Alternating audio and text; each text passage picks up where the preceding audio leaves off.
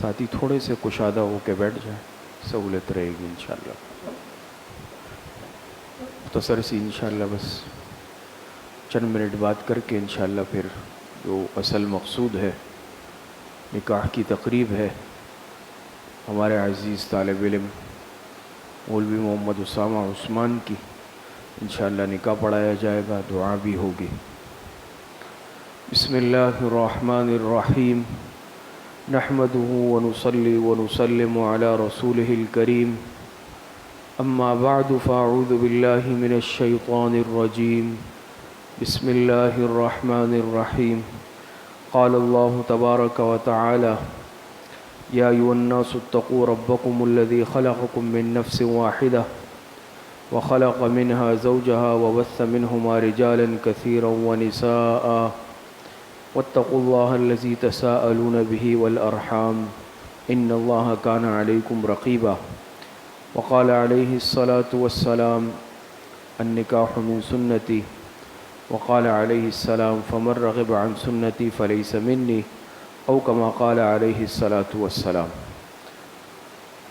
عزیز ساتھیوں، بزرگوں، اس وقت جو ہم اور آپ یہاں جمع ہے ایک خوشی کا موقع ہے، ایک بابرکت موقع ہے، اور جناب نبی کریم صلی اللہ علیہ وسلم کی ایک مبارک سنت جو نکاح کی سنت کہلاتی ہے وہ ادا ہونے جا رہی ہے۔ نکاح کے موقع پر عام طور پر جو آیات پڑھی جاتی ہے، جس میں ایک آیت میں نے بھی آپ حضرات کے سامنے تلاوت کی، یا ایھا الناس اتقوا ربکم الذی خلقکم من نفس واحدہ الی آخرہ، اسی طریقے سے یا ایھا الذین آمنوا اتقوا اللہ وقولوا قولا سدیدا، اور یا ایھا الذین آمنوا اتقوا اللہ حق تقاتہ ولا تموتن الا وانتم مسلمون۔ یہ آیتیں نکاح کے موقع پر پڑھی جاتی ہے، اور جناب نبی کریم صلی اللہ علیہ وسلم نکاح کے موقع پر یہ آیتیں تلاوت فرماتے تھے۔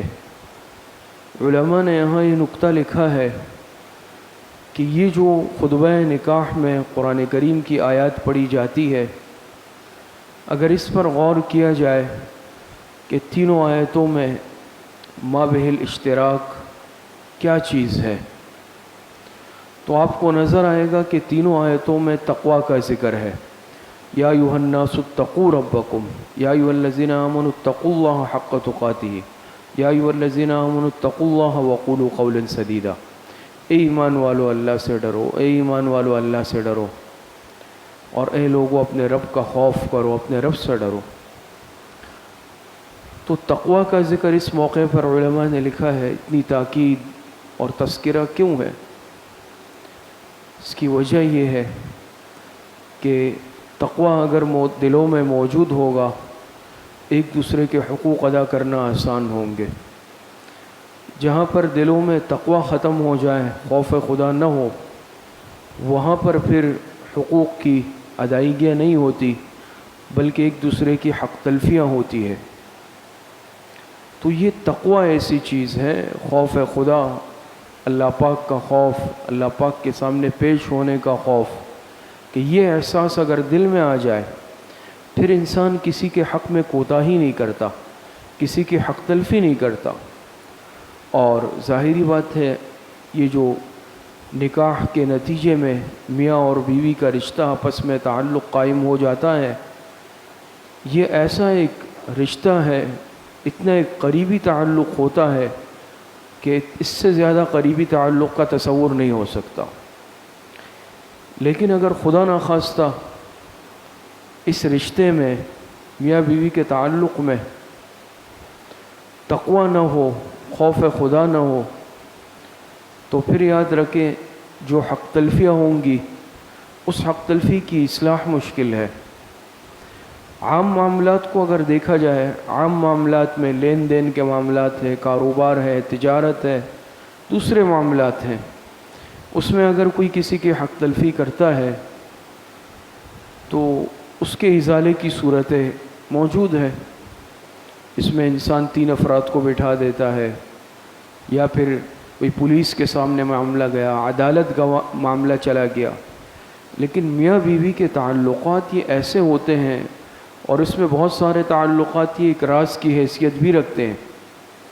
اس کے لیے اس حق کے حاصل کرنے کے لیے پھر انسان نہ دباؤ کام آتا ہے، نہ پھر عدالت انسان جا سکتا ہے، نہ پولیس تھانہ کام آتا ہے۔ وہ حق تبھی ادا ہو سکتا ہے جب زوجین میں ہر ایک کے دل میں تقوی موجود ہو اور خوف خدا موجود ہو۔ تو مقصد یہ ہے۔ اسی طریقے سے حدیث مبارکہ میں آتا ہے، جناب رسول اللہ صلی اللہ علیہ وسلم نے ارشاد فرمایا، اعظم النکاح برکۃ ایسرہ مؤونۃ، سب سے زیادہ برکت والا نکاح کون سا ہے؟ بابرکت نکاح وہ ہے جس میں مشقت کم ہو، جس میں مشقت کم ہو۔ تو آج نکاح میں ہمیں جو پریشانیاں ہوتی ہے یہ خود ہماری اپنی پیدا کردہ ہے، ورنہ حدیث میں آپ علیہ السلام نے فرمایا نا، اعظم النکاح برکۃ ایسرہ مؤونۃ، کہ جو نکاح جتنا آسان ہوگا، جس میں مشقت کم ہوگی، سادگی کے ساتھ ہوگا، وہ سب سے زیادہ بابرکت نکاح ہوگا۔ لیکن آج ہم دیکھ لیں ہمارے معاشرے میں اس سلسلے میں ہم کتنا آگے جا چکے ہیں۔ اگر رشتہ ہے یا شادی کی تقریب بچوں کی رکھنی ہے، بچے کی، بچی کی، کئی مہینوں پہلے سے تیاریاں شروع ہو جاتی ہیں۔ پھر اگر خدا نخواستہ طاقت استطاعت بھی نہیں ہے، لیکن ہمیں رسمیں پوری کرنی ہے، اس رسم کے لیے ہمیں چاہے پھر پاپڑ بیلنے پڑے، کسی سے قرضہ لینا پڑے، کچھ بھی کرنا پڑے، بھئی ہمیں تو یہ رسم کرنی ہے۔ اور پھر اس کے بعد خدا نخواستہ اگر ہم ان تقریبات میں کوئی غیر شرعی کام کے مرتکب ہو، کوئی منکر کے مرتکب ہو جائے، جیسے آج کل عام ہے، تصویر سازی ہے، ویڈیو بنائی جاتی ہے، ڈول باجے ہوتے ہیں، دوسرے خرافات اور رسمیں ہوتی ہیں، تو مشقت کا خود ہم اپنے آپ کو شکار کرتے ہیں، اور ایک سنت تقریب کو ہم گناہ کی تقریب میں بدل لیتے ہیں۔ پھر خدا نخواستہ اگر مرد و زن کا بھی اختلاط ہو، بے پردگی کا معاملہ ہو، کتنے گناہ ہم جمع کر لیتے ہیں، اور پھر اپنی خوشی کی تقریب میں ہم جو شور شرابہ اور ہنگامہ ہوتا ہے، پڑوسی بھی تکلیف میں، علاقے والے بھی تکلیف میں، محلے والے بھی تکلیف میں، ایک عمومی بات عرض کر رہا ہوں۔ تو یہ سب ہم ایک خوشی کی تقریب میں ہم کتنے سارے گناہوں کو جمع کر لیتے ہیں۔ مشقت الگ لی، اپنے آپ کو مالی اعتبار سے بھی پریشان کیا، متاثر کیا، اپنے معاملات متاثر کیے، اور پھر بہت سارے گناہ اپنے سر لے کر میں نے بچے اور بچی کی شادی کر دی۔ تو جو شادی اتنے سارے گناہوں کے بعد ہوتی ہے، پھر اس میں کیا برکت ہوگی؟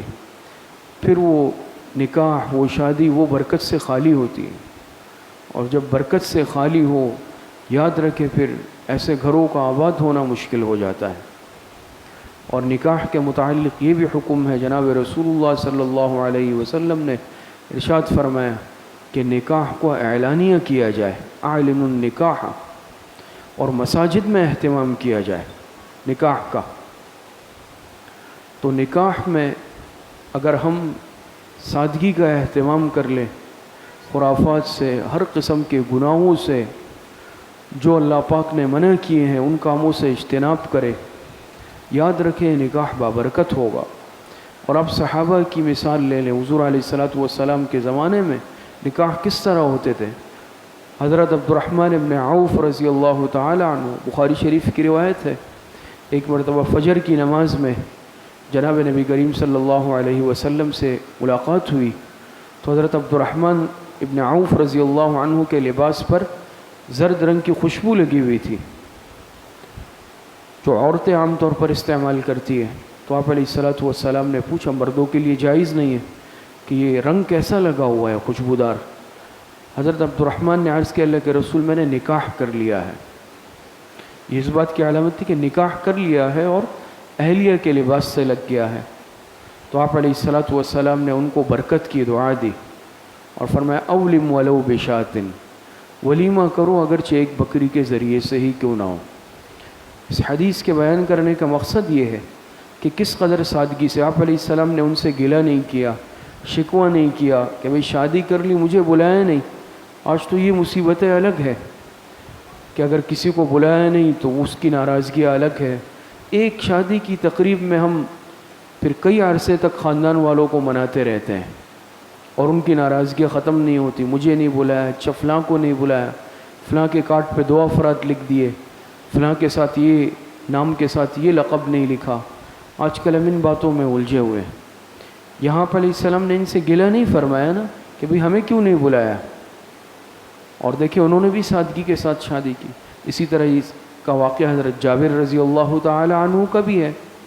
تو عرض کرنے کا مقصد بس یہ ہے کہ یہ سنت تقریب اور حضور علیہ الصلوۃ والسلام کی ایک بابرکت سنت ہے، اس کو اگر ہم سادگی کے ساتھ سنت طریقے پر کریں گے، جیسا کہ ہمارے عزیز مولوی اسامہ عثمان نے ماشاءاللہ مسجد میں اہتمام کیا، اور یقیناً سادگی کے ساتھ سارے معاملات ہوں گے، اللہ پاک ان کو بہت برکتیں نصیب فرمائیں، اور ہماری دعا ہے کہ اللہ پاک زوجین کو حقیقی خوشیاں نصیب فرمائیں، اللہ پاک ان کے والدین کی آنکھوں کا ٹھنڈک بنائے ان کو، اور اللہ پاک صحیح عمل کی توفیق عطا فرمائیں۔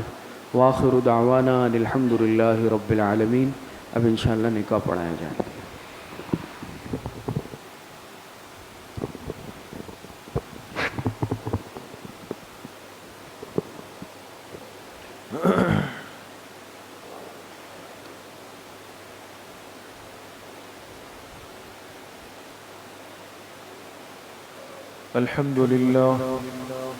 الحمد لله نحمده ونستعينه ونستغفره ونؤمن به ونتوكل عليه ونعوذ بالله من شرور أنفسنا ومن سيئات أعمالنا من يهده الله فلا مضل له ومن يضلل فلا هادي له ونشهد أن لا إله إلا الله وحده لا شريك له ونشهد أن سيدنا وسندنا ونبينا ومولانا محمدا عبده ورسوله صلى الله تعالى عليه وعلى آله وأصحابه أجمعين. أما بعد فأعوذ بالله من الشيطان الرجيم. بسم الله الرحمن الرحيم. يا أيها الذين آمنوا اتقوا الله حق تقاته ولا تموتن إلا وأنتم مسلمون. وقال تعالى: يا أيها الناس اتقوا ربكم الذي خلقكم من نفس واحدة وخلق منها زوجها وبث منهما رجالا كثيرا ونساء واتقوا الله الذي تساءلون به والأرحام إن الله كان عليكم رقيبا. وقال تعالى: يا أيها الذين آمنوا اتقوا الله وقولوا قولا سديدا يصلح لكم أعمالكم ويغفر لكم ذنوبكم ومن يطع الله ورسوله فقد فاز فوزا عظيما. وقال رسول الله صلى الله عليه وسلم: النكاح من سنتي. وقال: فمن رغب عن سنتي فليس مني أو كما قال عليه الصلاة والسلام. محمد عمران صاحب، آپ نے یسرا جو کہ صاحبزادی ہے محمد عمران صاحب کی، ان کو بعوض حق مہر 1,00,000 روپے جو کل رقم مؤجل ہے، یعنی جس کی فوری ادائیگی نہیں ہے، مؤجل عند الطلب ہے، ان گواہوں کی موجودگی میں محمد اسامہ جو کہ صاحبزادے ہیں محمد عثمان صاحب کے، آپ نے ان کے عقد نکاح میں دی ہے۔ محمد اسامہ صاحب، آپ نے یہ یسرا جو کہ صاحبزادی ہے محمد عمران صاحب کی، ان کو بعوض حق مہر 1,00,000 روپے جو کل رقم مؤجل عند الطلب ہے، یعنی جس کی فوری ادائیگی نہیں ہے، ان گواہوں کی موجودگی میں آپ نے یسرا بنت محمد عمران کو اپنے عقد نکاح میں قبول کیا ہے۔ بارک اللہ لکما وبارک علیکما وجمع بینکما فی خیر۔ الحمد للہ رب العالمین والصلاة والسلام علی سید الانبیاء والمرسلین سیدنا و مولانا محمد وآلہ واصحابہ اجمعین وعلی من تبعہم بإحسان الی یوم الدین۔ یا اللہ، یہ جو نکاح کی مبارک سنت ادا ہوئی ہے اسے اپنی بارگاہ میں قبول اور منظور فرما۔ یا اللہ، اس کی برکات جانبین کو، حاضرین مجلس کو، ہم سب کو کامل درجے میں نصیب فرما۔ یا اللہ، اس نکاح کی برکت سے دونوں خاندانوں میں اتحاد، اتفاق، محبت، الفت نصیب فرما۔ ہر قسم کے اختلاف سے، انتشار سے، لڑائی جھگڑوں سے یا اللہ ان کی اور پوری امت کی حفاظت فرما۔ یا اللہ، اس نکاح کی برکت سے ان کو نیک صالح اولاد نصیب فرما۔ حاسدین کے حسد سے، باغزین کے بغض سے، شرارت کرنے والوں کی شرارت سے، نظر بد لگانے والوں کی نظر بد سے، ساحرین کے سحر اور جادو سے ان کی اور یا اللہ تمام مسلمان گھرانوں کی حفاظت فرما۔ یا اللہ، جتنے بیمار گھروں میں ہے، اسپتالوں میں ہے، سب کو شفائے کامل عاجل نصیب فرما۔ یا اللہ، جیسے کہ اس بچی کی دادی بیمار ہے، انہوں نے بتایا اسپتال میں داخل ہے، دعا فرمائے اللہ پاک ان کو صحت کاملہ عاجلہ نصیب فرمائے۔ جتنے پریشان حال ہے، جتنی پریشانیاں ہیں، اللہ پاک سب کی پریشانیوں کو ختم فرمائے۔ جتنے مرحومین مرحومات دنیا سے جا چکے ہیں، اللہ پاک سب کی مغفرت فرمائے۔ ہم سب کا خاتمہ بالایمان و بالخیر نصیب فرمائے۔ ہماری دعاؤں کو اپنے فضل و کرم سے، فضل و رحمت سے اپنی بارگاہ میں قبول اور منظور فرمائے۔